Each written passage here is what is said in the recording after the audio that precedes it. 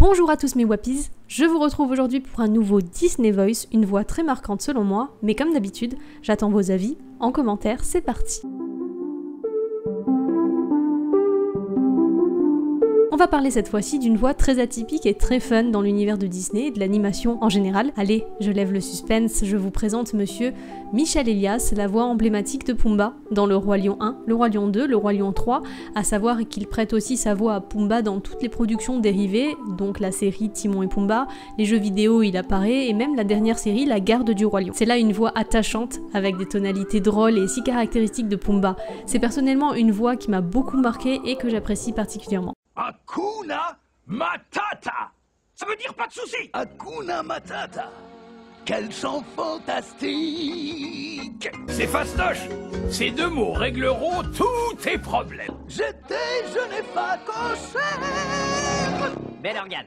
Merci. Après, si Pumba est son personnage de prédilection, je vais peut-être vous apprendre que monsieur Elias prête aussi sa voix à deux personnages dans Aladdin.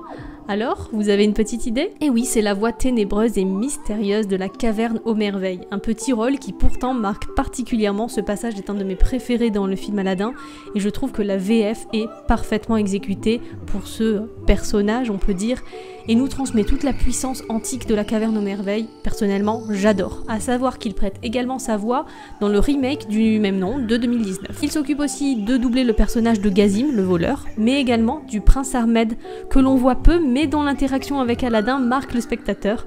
Et ce n'est pas fini pour Aladdin, car c'est aussi la voix chantée de Cassim, le père d'Aladdin dans Le Roi des voleurs. Celui dont l'apparence dissimule la valeur d'un diamant d'innocence. S'excuse au patient seigneur. Tu l'as apporté?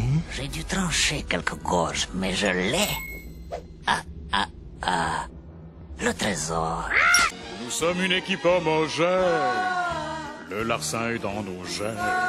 Après, moins connu ici, mais pour ceux qui connaissent le film Gargoyles, les anges de la nuit, monsieur Elias prête sa voix à Queen Burnett. Mais c'est aussi la voix de Brent Mustangburger dans Cars 2, ou encore du personnage de Zangief dans Les Mondes de Ralph 1, et aussi Les Mondes de Ralph 2.0. Ralph, tu es un méchant, mais cela ne veut pas forcément dire que tu es méchant. Plus anecdotique, mais c'est aussi la voix de Doc le lapin dans le film Rango de 2011. Par contre, chose très intéressante à savoir, c'est que ce monsieur est la voix de Donald Duck dans les séries animées des années 80 seulement. Y a-t-il des fans de Kim Possible parmi vous? Vous serez sans doute content d'apprendre qu'il est la voix du docteur Drake Rufus dans cette licence. Chico, je m'impatiente.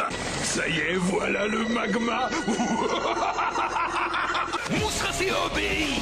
C'est votre shampoing aujourd'hui. Si vous me trouvez cruel, je suis un rebelle. Aujourd'hui, je vous le dis.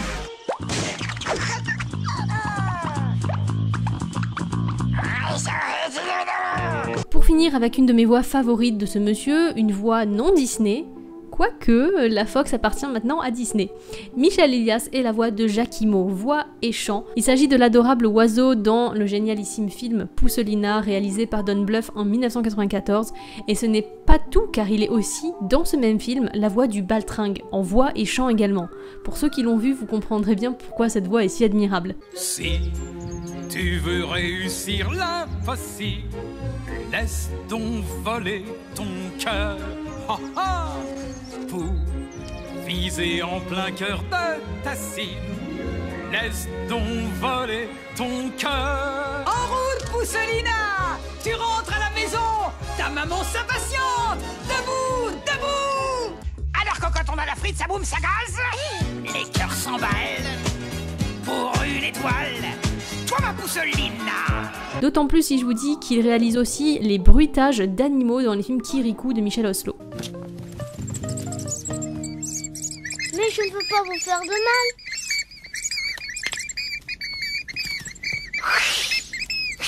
Monsieur Elias est capable de moduler sa voix de manière complètement différente. Alors autant la voix de Pumba paraît inimitable, et pour autant il arrive à modifier, à moduler sa voix pour être méconnaissable avec par exemple la voix de Jacquimo, qui je trouve n'est pas très ressemblante à la voix de Pumba et on ne le reconnaît pas trop. C'est vraiment un comédien d'une grande qualité et que j'apprécie beaucoup. Pour le petit moment non Disney, il est vraiment très cool de savoir que c'est aussi la voix de Jules César dans Astérix et Obélix contre César. Moi j'adore cette voix, elle me fait énormément rire, je trouve qu'elle apporte une dose d'humour au personnage qui est juste incroyable, c'est vraiment caractéristique, mais dites-moi si vous aussi cette voix vous a toujours marqué. Librius! Va arrêter le traître détritus immédiatement. Je te le ramène dans 5 minutes. Non, non, je ne veux plus le voir. Jette-le dans un cachot avant de le livrer au lion. Nous ne supportons pas la vue des traîtres dans la famille.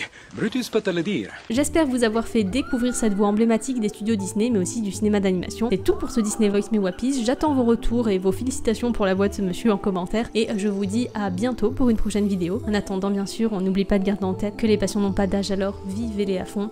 Ciao tout le monde. Hakuna Matata. Quel chant fantastique!